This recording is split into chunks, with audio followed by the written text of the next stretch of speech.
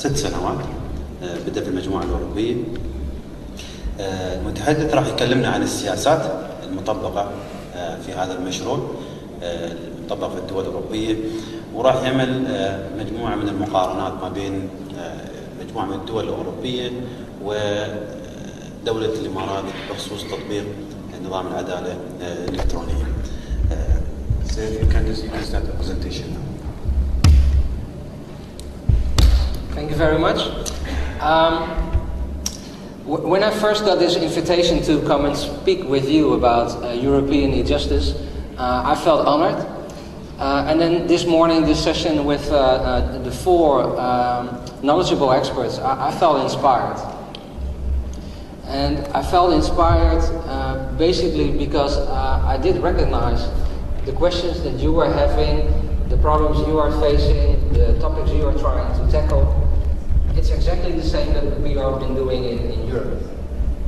And by that I mean, how do we solve the issue of e-payment of court fees? Because of course, you need to pay first before you can go into court.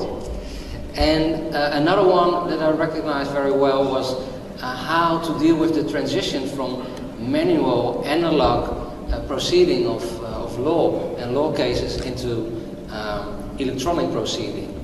Because electronic proceeding is not only doing it digital, it's also about you need to adapt the processes to be fulfilled electronically.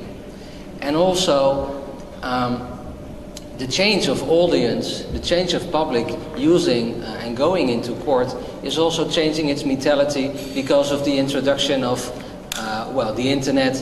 You make your bookings for flights, for hotels, you do that all online. And the way it's been done online, you make your bookings, you make your vacations, you make whatever you want on the internet. It really is different from going into courts, especially in Europe, I must say. I will talk, let's say somewhere between half an hour and 45 minutes. And I will talk about how we have been going on with the situation in Europe. And I will shortly deal with how we have been sharing information about legal procedures among the member states, and I will go further into the electronic proceeding of cross-border legal procedures and how we have been doing it in Europe.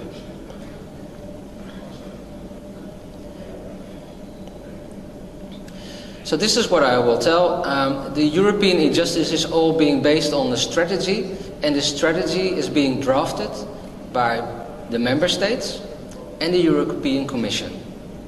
I will talk shortly about actions results, and then of course in the end you're really welcome to ask questions, and maybe we can have some conversation or discussion together. It's a full slide, but the main topic of interest here is that we have that in the European e-justice strategy 4 different target groups, which come back over and over and over again. So first we have the European internal market, the single market, and that deals with European business companies. Then we have the European citizens, of which are over 500 million nowadays, which makes it into the biggest internal market all over the world, except of course from China and India, but at least the money value is still lower in these countries as it is in Europe. Then we have the legal professional.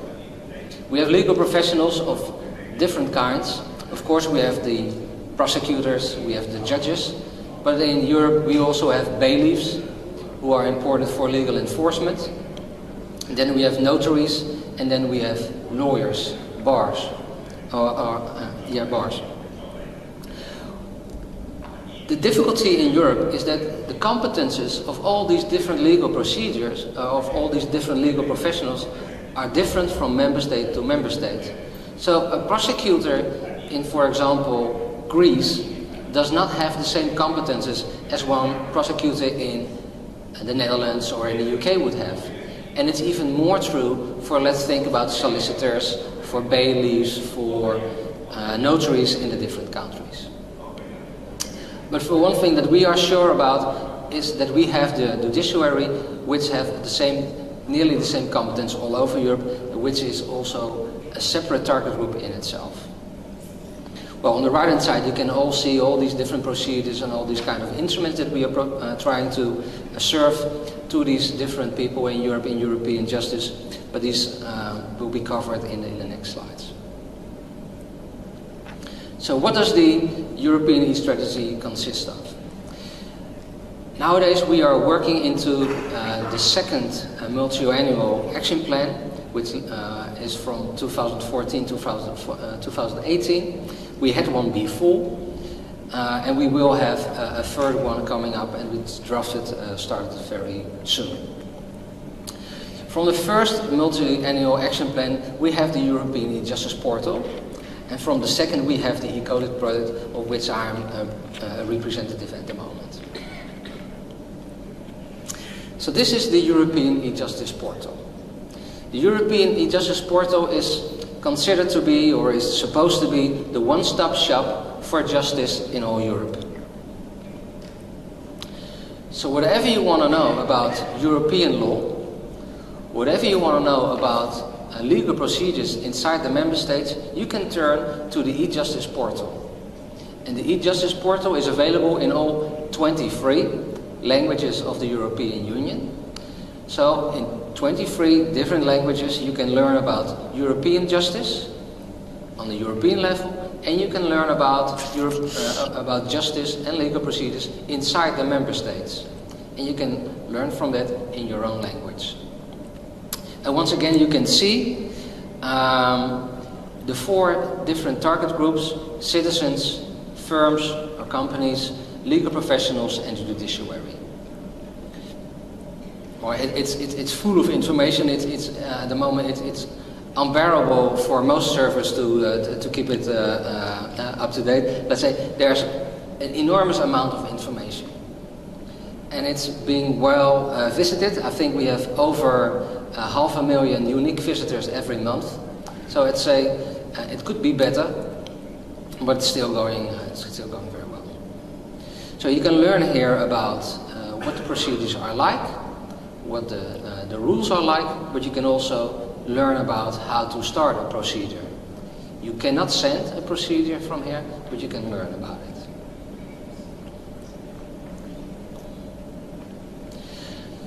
Then we have to think about what is European justice, what does it mean?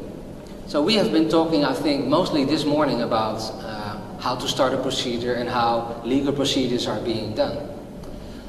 But just imagine being a judge, you also have to know about jurisprudence. How is the law being interpreted in not only your own country, especially for European law, you have to know about it, how it's being done in other countries as well. And therefore we have invented something we call the European Case Law Identifier, which identifies, it's some kind of notation how to find or how to cite case law. So first it was all done in a way only nationally, and then with the European Case Law Identifier it was lifted one level, so now we can use it on the European level. Another identifier is called the European Legislation Identifier, and therefore it's very important that most of the European procedures and most of European legislation, it has to be implemented on a certain states. This is what all member states compromise on, and they have to report on it to the European Commission as well. And with the European Legislation Identifier, you can see how national law, domestic law, or even in a more local way, regional law, is being implemented or is being recognized by the higher European level of law. So you can just make the step up from local, regional, national legislation into European legislation. And then another very important thing, and this is especially important for companies and for legal enforcement, is the interconnection of registers. I'm not sure if there's business registers or land registers available in this United Arab Emirates, but I know it's very important, and it stemmed from Napoleon times, in Europe. So we have land registers, we have business registers, we have insolvency registers, we have registers of wills. There's registers about nearly everything in which we document the proceedings of life of businesses, but also of life of people and the amount of possession of people. In some countries or in some developing countries, they say, well, we will not use these registers. We immediately will jump into blockchain technology. This is not the case in Europe at the moment. We really want to stick at the moment to these registers. But then again, it's very important if we start interconnecting these registers, we have to obey and we have to understand that all these registers have been compelled out of national laws in the member states. So the way these registers have been developed and have been designed, it will differ from member state to member state. So we always have to think, how do we really interconnect? So we have found a uniform search mechanism to access all these different registers in all member states that have one. So now I will go from the e-justice, the European e-justice portal, and that part of about providing information into e-codex, the cross-border proceeding, the digital cross-border proceeding of legal procedures. So we started in December 2010, and it started as a part of an allowance program, a grant program by the European Commission. The European Commission had been designing and developing information policies for ages already starting from the 90s in the last century, and they weren't able to have them implemented. And then they said, well, if the member states do not implement it by themselves without any support, let's try to have some grant program and spend some money on it and then see what will be done with these information policies. So we used a grant. I think it's a grant around, the whole program was 25 million euros over 6 years, and then 12.5 million was being granted by the Commission. And we had started to build a digital infrastructure for secure cross-border proceeding on legal proceedings in the different member states. So we had to come up with something digitally, and we also have to make sure that we would understand the information that would go cross-border in the same way. So we mutually equal interpretation, we call that, and therefore semantics is very, very important. So we started with 27 partners, including Norway and Turkey from the beginning, and also the branch organizations of lawyers and notaries in Europe. So we started late 2010. Already we were able to pilot from July 2013 onwards. This means that we were doing cross-border cases between Estonia, Germany, Austria and Italy in a civil law. Because this might be surprising to you, but we are not only dealing with commercial law and with civil law, also criminal law procedures, cross-border criminal law procedures are being dealt with through the e-codex infrastructure. So this is the technical infrastructure, and maybe it's not as clear as you might want it to be. What's very important for you to understand is that all member states already had in place a lot of IT inside their judiciary. The legal system was already crowded with different IT systems. And what we wanted to prevent is that we would just be one other electronic system that the member states had to implement. We said, well, if we just build something that really connects the different IT systems in the different member states, by adding a European layer for interconnection or exchange of information, there's no need for additional investments inside the member states, and that will probably help the acceptance of e-codex as an infrastructure. Then, next to this financial argument, it's also true that the European Commission or the European Union is based on subsidiarity, which means that member states are left by themselves as much as possible. It's by acceptance of the sovereignty of the different member states, because the member states of the European Union are still sovereign states with their own legal system, with their own governments as well. But what you can see here, so we have member states that are citizens and companies and legal professionals in one member state that can start a legal procedure from their own legal IT systems through the e-codex infrastructure, and they can have it delivered in an IT system in a different member state. And they can also use the e-justice portal as an entrance, as a starting point for these cross-border legal proceedings. I hope you do not mind that I will not go into the details of the technical solutions.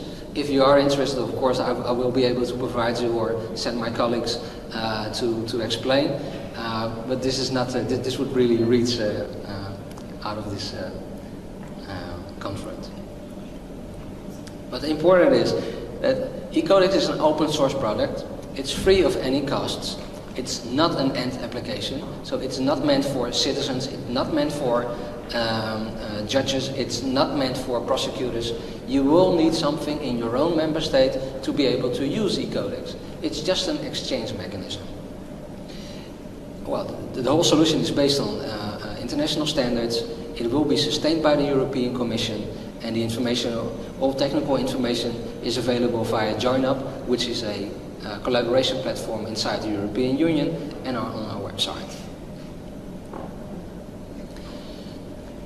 So maybe you know that Europe consists nowadays of 28 countries. When the UK will start with the Brexit, we will be back to 27, unfortunately. But nowadays we have 28 member states, and 10 of these member states have already set up a gateway, which is the connection to the e-codex platform. Some of the member states have, for different reasons, two gateways, and there's one member state, that's the Netherlands, my home country, where we have used a commercial gateway. So our gateway is not free of cost. We have to pay a license fee, but we are still able to get to the e-codex gateway. And there's one member state that says, I want to be connected to e-codex, I want to be connected to the rest of the European Union, but my IT systems are not sufficient or not sophisticated enough to be able to connect and to be able to proceed electronically. So they will be able to receive information, they will be able to send information, but they will not be able to proceed it in some kind of back office applications. So as you can see, there's still a lot of work to be done. And though even the Brexit will, of course, continue, also in the end the UK will also use e-codex because of several reasons, that they are very interested in cooperation with European justice, also when they are outside the European Union, because just imagine that the amount of commercial activities between the UK and Europe, but also the amount of people that are imprisoned in the UK but stem from European countries. That's something that we are dealing with in e-codex as well. So now we have established e-codex. It has been working for over 3 years now. People are mostly very satisfied with the way it's working, and now we do need to make our next step. And our next step, of course, is not to grow from 10 connected countries into 28 connected countries. We have to start by supporting more legal procedures that we have at hand in Europe. Just to give you some kind of idea, 70% of all legislation in the member state stems from Brussels. It's negotiated between the member states, but 70% of all legislation that's valid inside the member states stems from Brussels. So the importance of this interconnection between the member states is enormous, because we most of our legislation stems from the European Union.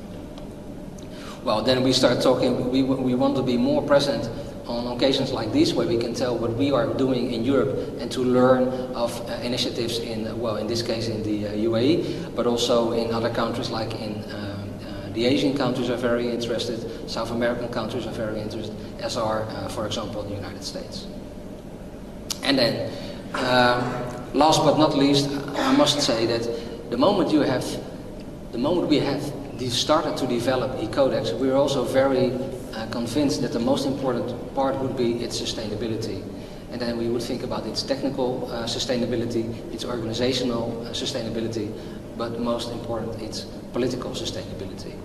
How would we reach out and involve enough of the politicians to get their support for what we are doing? And we received that support last May, when we had the e-Justice conference of the Dutch presidency of the European Union, where both the Euro Commissioner on Justice, Consumer Rights and Gender Equality, Mrs. Jourova, the Dutch Minister of Justice and the German Minister of Justice said that the e-Codex initiative is something that should be embraced and that should be enlarged, it should be implemented all over Europe, and should be part of legislation itself, that if you start proceeding electronically, that people should be aware of using the e-Codex platform. So what does sustainability consist of? Financial aspects. Can we get money to be able to sustain and to further develop? How do we govern such a platform? Because the member states are always at the steering wheel in the European Union. It's the member states that decide, and we can see a growing involvement of the European Parliament, but in the end it's the member states that decide on how we cooperate and on which aspects we will cooperate. Then of course at the moment when we were a project, we were doing all maintenance by ourselves, but we will need some kind of host organization as well, and therefore we need something we call a European agency, and well, we have found one, and then we were also able to get involved in a number of other initiatives of the European Commission. Just imagine the European Commission is an institution of around 35,000 civil servants with its own mechanisms and its own initiatives, and the people will not know what's happening from one organization inside the European Commission to the other side of the European Commission. So there was like a number of initiatives trying to solve the same problem. And what we are trying to achieve at the moment is to combine all these different initiatives with the same kind of inspiration, with the same kind of solutions, to bring them together. And these are things like eSense or the Connecting Europe facility, which is a big program, or also the European Standardization Organization in ISA. And of course, sustainability. However, I'm jumping now to something which is based on the e-Codex technology and which is influencing the way we are thinking about justice ourselves. My colleague from Dubai, or from the financial court, he was making some very interesting statements, and I think that I will reflect a little bit on that as well, but it was not meant to be, it was just like what I was already intended to say. When we started with European e-Justice, which was, well, the first conference was in the year 2000, the first program was in 2006, what we were thinking of, like, how can we connect all these different legal professionals?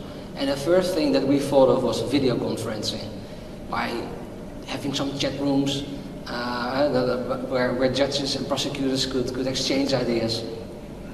And then we started thinking a little bit further, okay, but with all these cross-border cases and these people moving all around Europe, you might have litigants living in different countries. And then again, of course, traveling is expensive in Europe.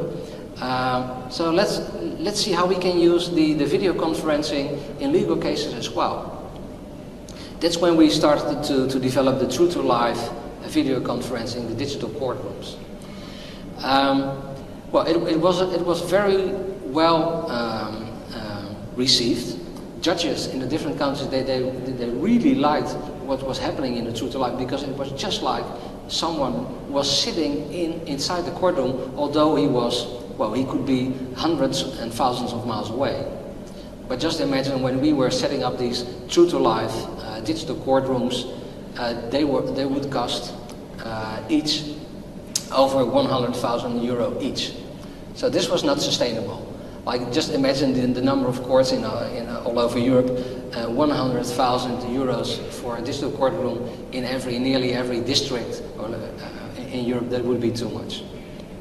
So that's when we moved from True to Life to the multi-aspect initiative to improve cross-border video conference, which is what we are doing at the moment, which is not True to Life, by far not, but at least you can do in some cases at least some kind of video conferencing, and by that reduce the costs. Then there's several projects directly connected to the e-Codex initiative. When I was mentioning the semantics that's being so important in European e-justice, maybe I should explain it a little bit further.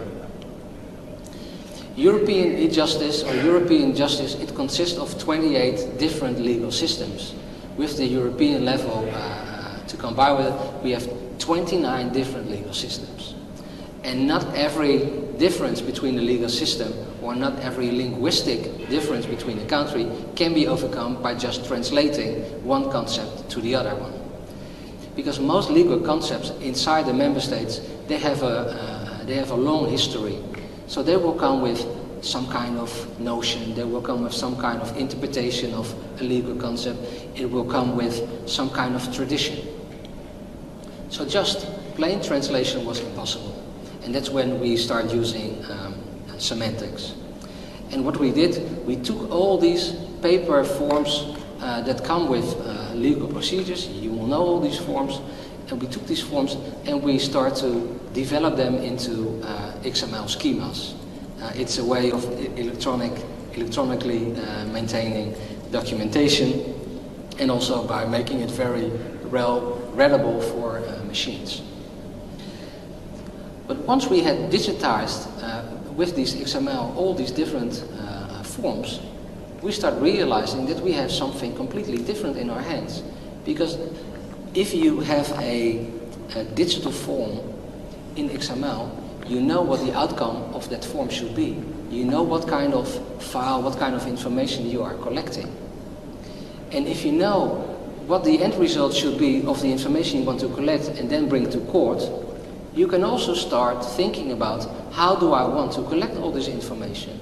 So do I really need to make my paper form, my paper-based forms digital, or should I just try to invent some kind of digital interaction? That's the way we frame it. And by digital interaction, think about how you make your online booking. There's a long form behind it that you will never see, but you are guided through that step by step. And just think about the potential of that step-by-step approach going to court, and by that supporting everyday citizens or everyday companies that do not go to court every day, or maybe not even every year, it would be very supportive. So this is something that we try to do in the API for Justice and in the Pro Codex. And in the Access to e-Codex, that's where we try to convince other member states to join us and to get connected to the e-Codex platform. This deals with how we do it nowadays with the paper-based forms. So we have all these forms available on the e-Justice portal, but they all come in their paper-based form. So you go ask for a question, you go to an office, they will send you to the portal, there you have to download the forms, there you have to fill the forms, and then you have to use, everyday post. And this is what you want to achieve. You go to the internet, you fill in your e-form, and then you have a decision by the judge, just as being presented this morning by my colleagues from the Dubai courts. So this is what I want to show you about. I have a short movie, which is on a typical European topic, but then it's about the way that the interaction is being shaped, and it's not about the content really. This is still an example of what the forms. This is an example of what the forms used to look like, or still look like in European procedures. So it's unreadable, and it's really you have to be very knowledgeable about it. And just think about, would any everyday citizen understand the way interest is being calculated all over the maps? It's just too difficult, and why would we really bother our citizens with that? So here comes the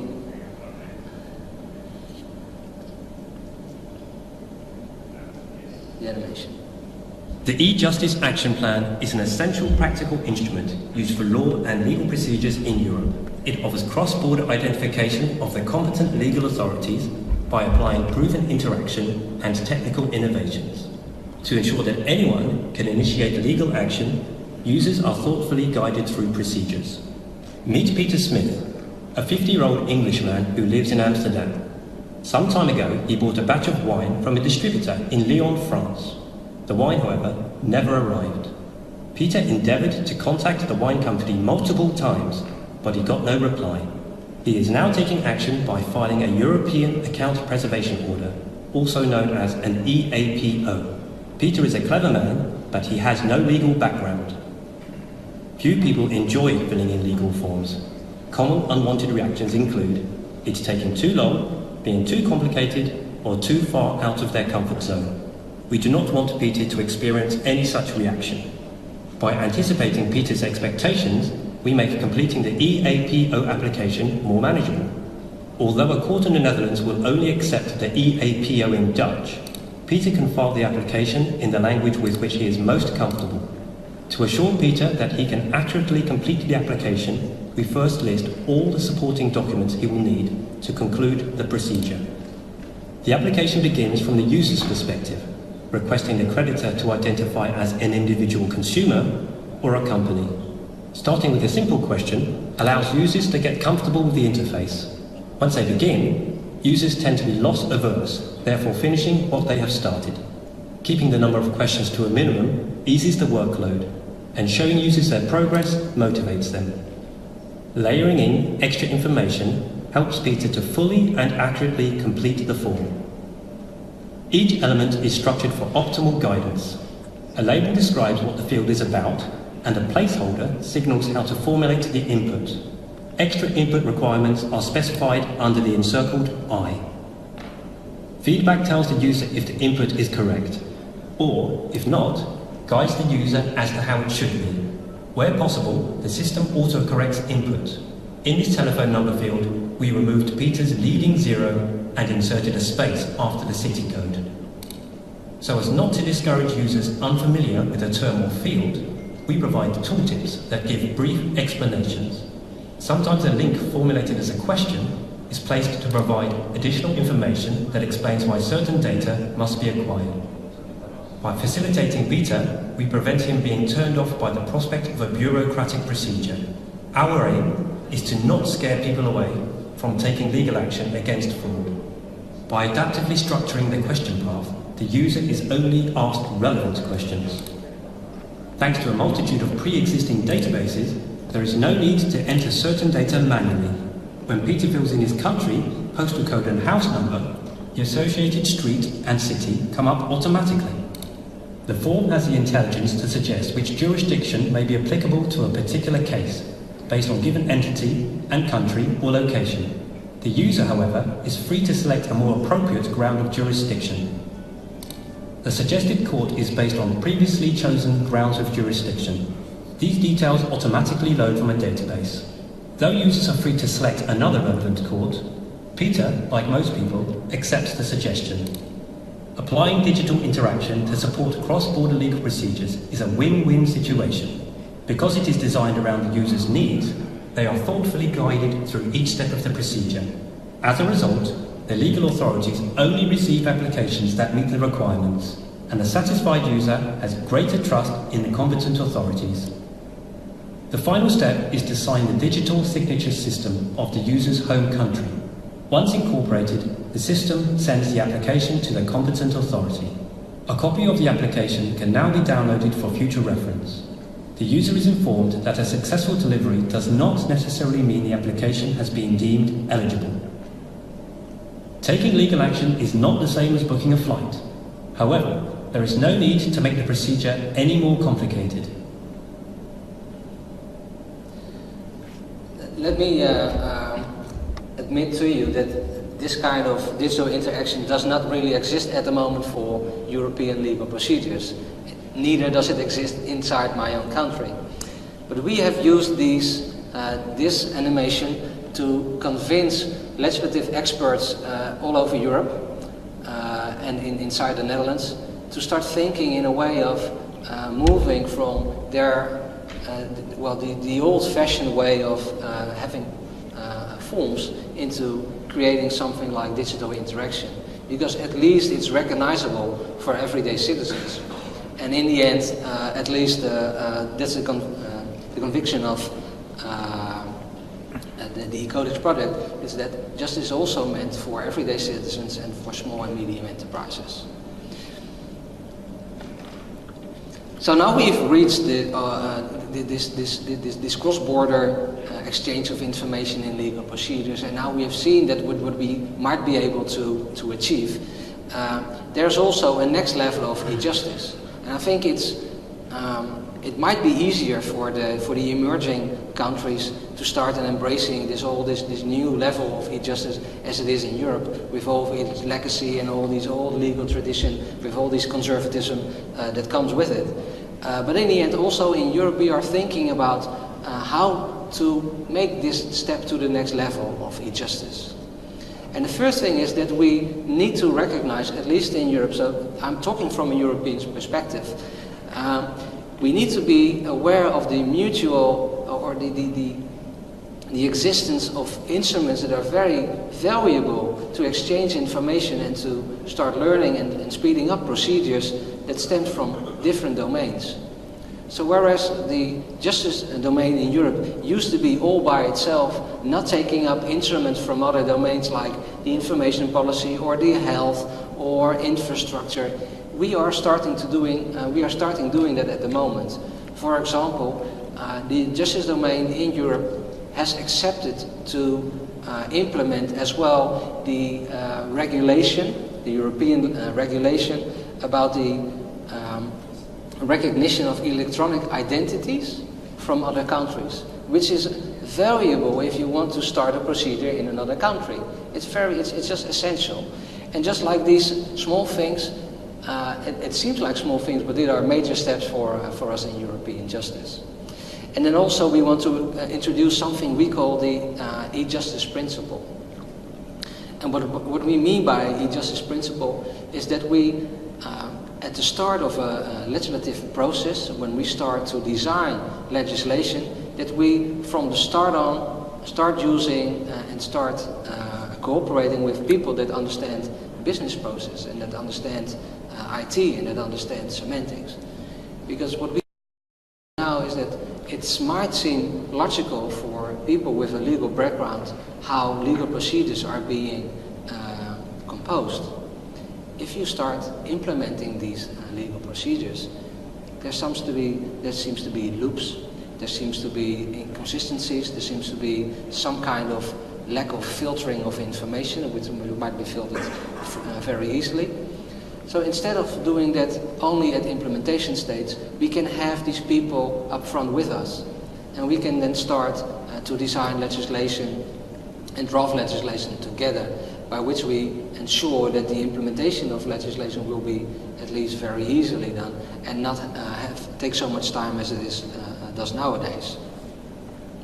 And in the next level of e-justice, we have to raise the volume of cases as well.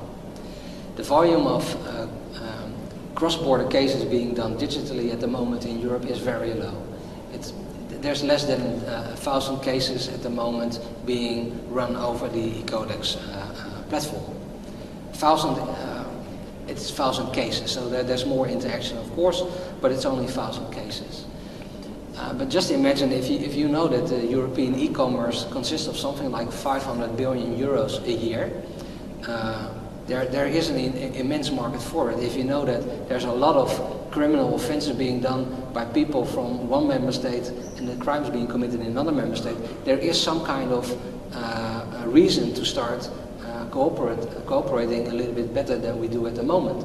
And there's also people that have been sentenced and that they are allowed to, for probation matters, they are allowed to go to their own country. We all need to exchange this information as well.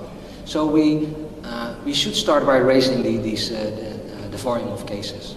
So in the short term, we can start by easing the access to digital means for cross-border procedures. And then we start thinking about, maybe you recognize as well, if you have a dispute with your online provider of information or of goods, you know, from web shops, for example, they all have their own litigation under a dispute resolution. But if you're not satisfied with the dispute resolution with your commercial provider, you might turn, of course, to your to the jurisdiction that is competent. And there you can see that taking your case from the private dispute resolution to the more legally to the more state-bound dispute resolution, in a way, if you want to go into appeal, every state is dealing with its own kind of procedures, with their own kind of mechanisms, with their own kind of semantics, with their own kind of, well, the escalation procedure does not go by itself. And it's really hampering the citizen and the consumer, whereas all these different regulations and all these procedures are aimed at servicing these consumers. So that's something that we would like to achieve in the midterm. And then in the end, the IT process knowledge should be integrated in the design of legislation, which is like the e-justice principle. But we are aware that it will cost us, at least in Europe, it will cost us ages.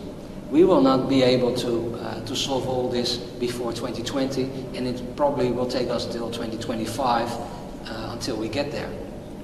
However, it's something that should start at any stage, and if this is the stage that we should start, then we start today. So this was all that I had to share with you. I found a picture of your beautiful mosque in the evening. I was really stunned by it. Thank you very much for your attention. I'm willing to take any question, and I'm very, thank you very much for your...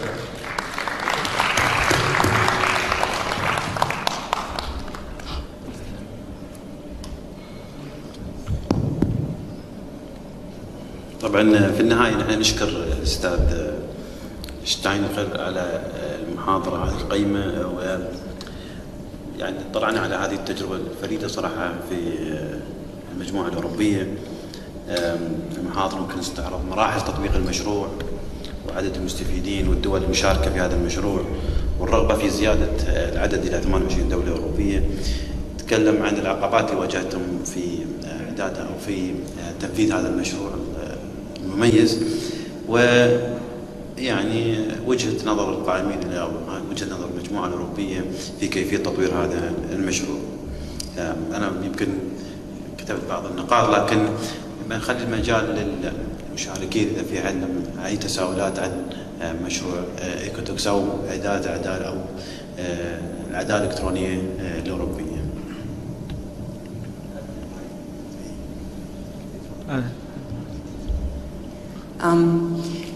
I just wanted a bit of clarification. You were saying that if we start from the moment that legislation is drafted, that implementation would be easier. Do you mean that when they adopt legislation, that they take into consideration that e-codex is coming to fruition, or maybe I misunderstood that point? Probably you did not misunderstood it, but I did not really explain what I meant.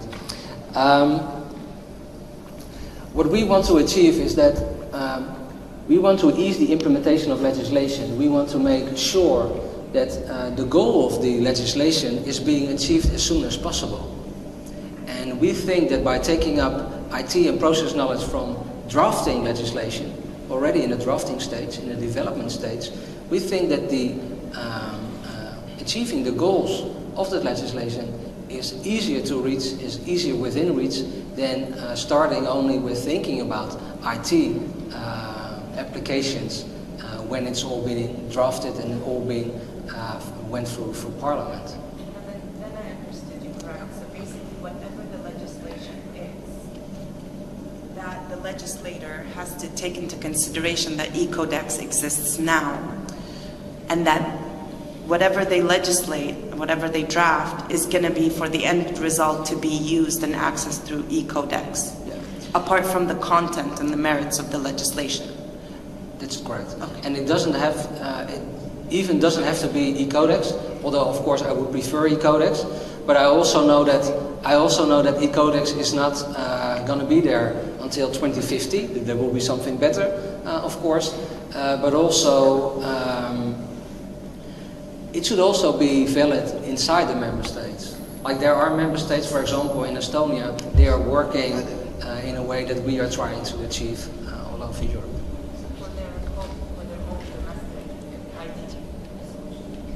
Thank you very much.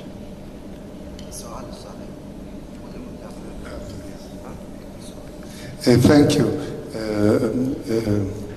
I want to ask about the uniform mechanism. You know that it's our problem in Arab world. It's our problem in the same country. If we want to take the European case as an opinion for the experts, our expert, what you can say to them about the measures, the standards, the uniform mechanism to solve the problem between the Arab countries in the same country like Emirates. We have a problem. Thank you. Thank you for your question. That's also why I was so pleased with the invitation that came through Mr. Shamsi to me, because the idea of I think of the United Arab Emirates and Europe is alike. It's sovereign states with their own legal systems, and it has to be respected. The domestic systems and the national and the legal traditions inside the sovereign states has to be respected. And that's why you should leave alone everything that's being dealt with inside, or at least that's the European solution. The European solution is to leave alone the national IT systems, because the national IT systems, they are in line with legal traditions, with legal concepts, with legal knowledge, and also with the way the legal professionals are working inside that member state. So the only thing that we do is that we connect at the borders. So we have, when there is a case started from the Netherlands, it will be translated to the European level at the border, the digital border then of course. It will be transported to the border of the other member state, and there again it will be translated into, it can be interpreted according to that national legal tradition. So it's really about maintaining the legal traditions within the member states, for as far as possible of course, because in some instances you can imagine there's one case, or there's several cases in which we say the legal tradition inside the member states are not that important now. Just think about your biometrics, your fingerprints, your eyes, stuff like that. These are equal all over Europe. And especially in Europe we have this issue with, we think we have this issue with refugees. We want to recognize refugees, whatever stories they will tell, whatever, we need to recognize them by their biometrics. And that's something that we have created a central system for. Completely understandable, because that's something that every member state will reach out to. But the moment you think it's very important to store your information inside your own nation, within your borders, then e-Codex is a solution that can really be adopted.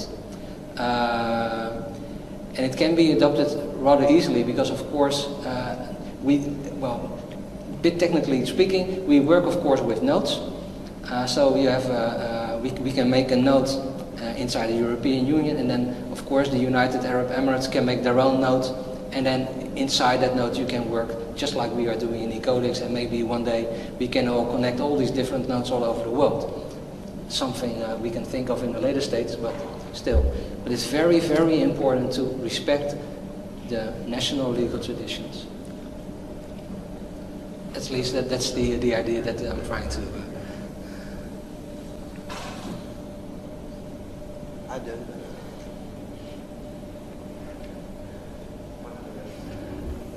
Last question. What about, does the system itself resolve any questions related to international private law? So let's say you gave that example where somebody, it doesn't. No, the only thing it does, I think it's important to understand the distinction between the European e-Justice portal, where we share and distribute all this information about legal procedures in different member states, and the e-Codex, which is just a distributing platform.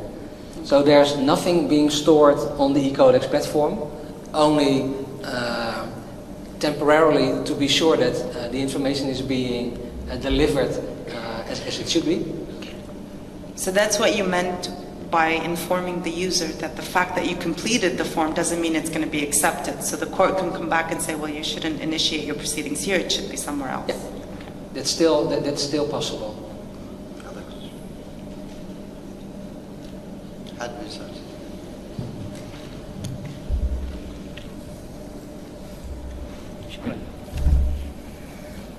السلام عليكم. السلام. أنا فقط أحب أستفسر، يعني هل المقصود بالعدالة الإلكترونية استبدال العدالة التقليدية؟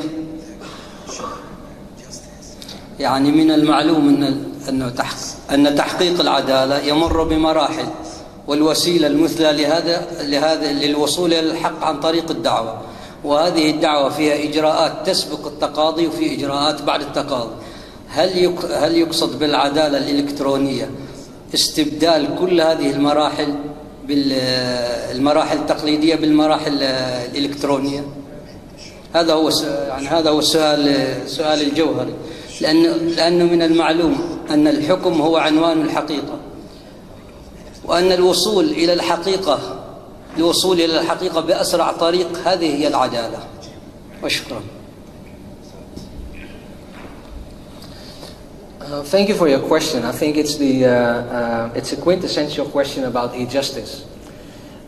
And I would say that the only thing the e-injustice means is that the way we bring information about the legal case to any kind of legal professional.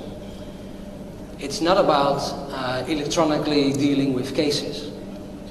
So it's not, the judgment itself should be done by a person. At least that's the European tradition which I'm representing here. But I can tell you a little bit. Let me tell you a different story about it. I was just talking about the e-Justice conference last May in Amsterdam, and because of that conference, I interviewed the presidents of the different branch organizations of legal professions in Europe, and one of them was the president of the judges in Europe, and she said something that I will repeat what she was saying, and it's available also on our website. And she said that judges should be aware that within 5 to 10 years their work will be changing dramatically, and all because of the flux of the rise of big data. Because of big data, you can process enormous amounts of information way quicker. You can analyze it way better than any a human being can ever do. But the actual judgment, so how to judge a case and how to weigh all these different aspects of a case, that's the work of a judge. At least that were her words. And what she was saying is that with the rise of big data being used for judges coming into to verdicts, she said that you will see a transition from being a master of law, as it is nowadays, to becoming a master of justice in the near future. So this is something that it's just a repetition of something that I'm just citing the president of the European judges. But I think it's something to be very aware of. And my story, it will always be that I will be the technician supporting the legal branch. I will not be the one promoting and taking over the legal branch by big data or by any electronic means. In the end, it's justice being done by people, and people are being people in companies as well. They also have the right, they deserve the right to being judged by people, not by machines. That would be my answer. Have I answered your question? There are one question here. Okay. عدني استشارت قلنا لك صبر ما طلعت. يتخمر الحين السؤال عن الأصل. السلام عليكم. استمعت سعادتك معنا لتجربة محاكم مركز دبي العالمي في إدارة العدالة الإلكترونية، وطرحت علينا وسمعنا تجربة دول الاتحاد الأوروبي. هل ترى أن تجربة محاكم مركز دبي العالمي متقدمة على التجربة الأوروبية؟ يعني in compare أرجو يعني الممكن يعني من الإجابة، هل تعتبر أن هذه التجربة متقدمة على دول الاتحاد الأوروبي مجتمعة من عدمه؟ شكرا.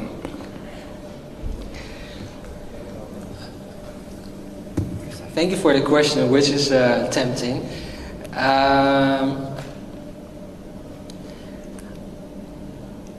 It's very hard because I'm stemming from a European project, so there's differences between the different capabilities of the different member states. So let me first express that I was deeply impressed by what I could see this morning. And I already shared that with my colleagues back home, that I was really deeply impressed by the way it has been done. Because it's also a step that we are trying to make, or we is then would be the Netherlands, then I could speak from my own country, of course. But I think that it's important to understand the differences between the different European member states. There's a difference between, let's say, the Netherlands, some of the Mediterranean countries, some of the former Eastern Europe countries, and the Baltic countries, for example. I think that justice and also digital government in general in Estonia is on a level that a lot of countries would like to achieve. And I think that the Dubai experience with the IFC and the way justice being dealt with in Estonia, they are comparable, and they might be in competition who's the most advanced. So I hope that's some kind of question or answer to your question. But let me say something different.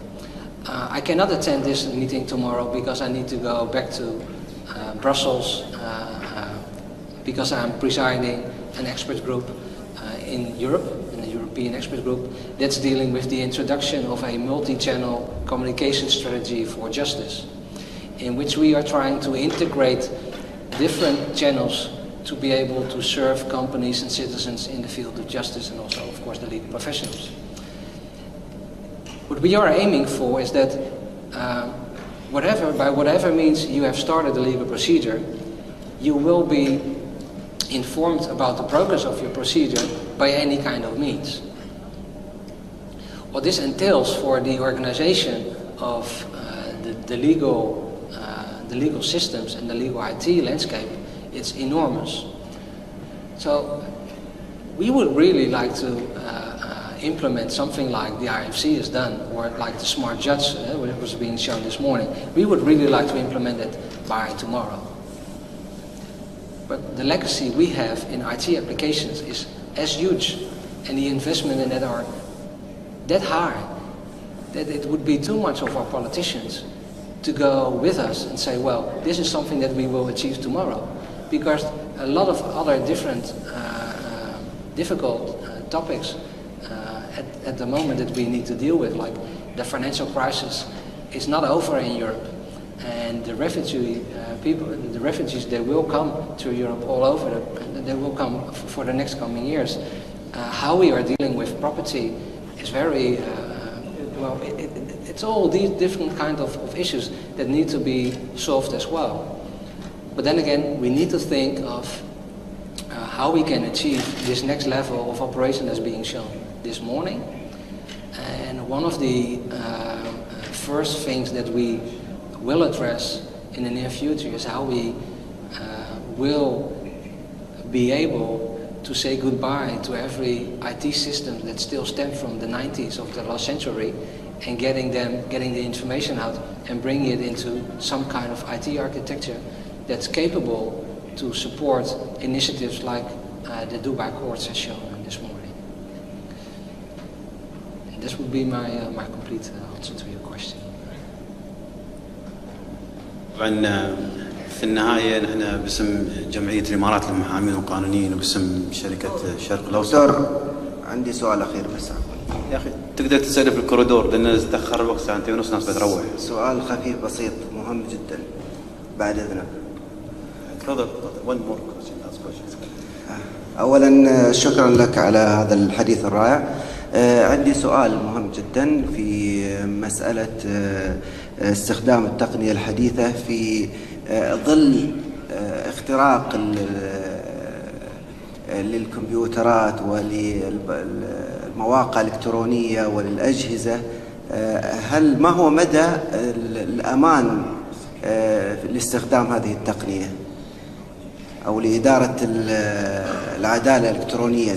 هل هناك أمان من ناحية المعلومات اللي موجودة في الكمبيوتر مثلا أن تخترق وتستخدم من الغير أو الهاكرز يعني؟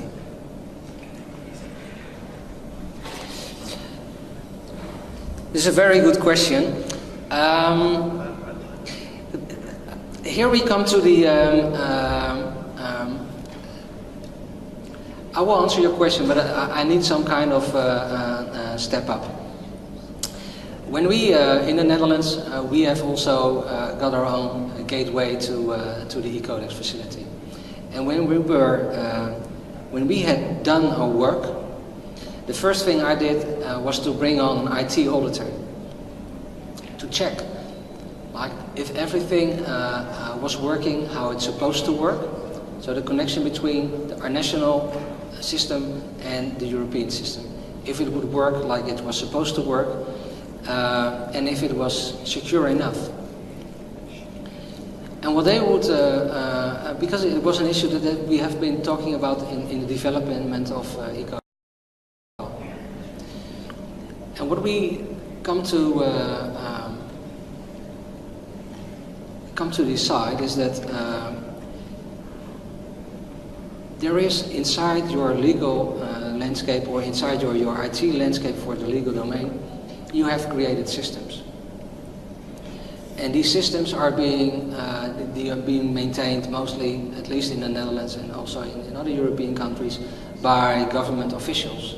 And these government officials, they have been under scrutiny for a long time. They've been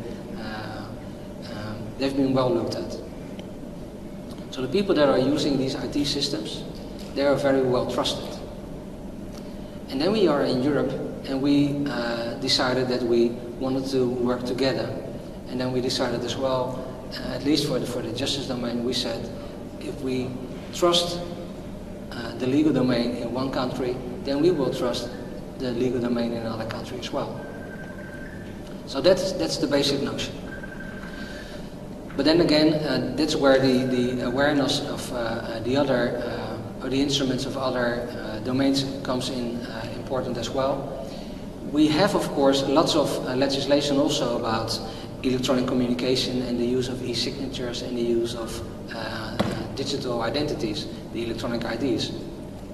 And by working on electronic identities and the way to recognize these electronic identities and how to work also with trusted services, these are all being taken up inside the e-Codex methodology.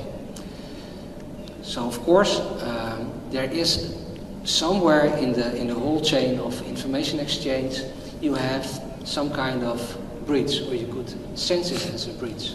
That's where the information is being transformed from the European level to the national level, vice versa. But the transformation of information is all being done by companies that are under the trust and under the competence of a Minister of Justice. And by that, we mean that we can really trust the whole chain of information. And of course, well, so far we have not seen it, but we know that the information that we are exchanging is being, well, it's being encrypted, of course, but it runs over the open internet still. And we have been using this technology for ages, and it's being well known also by businesses. It's being used by everyday or by very large companies as well. So that's why we think that we can trust the information. And we will trust the information and the information exchange, of course, till the moment that at least, sure, a hacker will come and will try to steal the information or try to disrupt the information. But so far we have complete trust in what we are doing, and there's no signs whatsoever that it should not be in trust. But then again, it's all been, and that, I think that it's very important in European legislation, in European instruments, it's all been based on stacking all these different stacks of legislation, regulations and instruments. Have I answered your question? طبعا في النهاية أنا نشكر المحاضر على هذه المحاضرة القيمة، ونشكر لكم مداخلتكم وطول صبركم علينا، وباسم الجمعية الإمارات المحامين القانونيين وباسم شركة الشرق الأوسط للاستشارات الاجتماعية نشكركم، نشكر حضوركم وتفاعلكم، وإن شاء الله نشوفكم يعني في محاضرات اليوم الثاني إن شاء الله باكر. العدالة. شاكرينكم، مشكورين.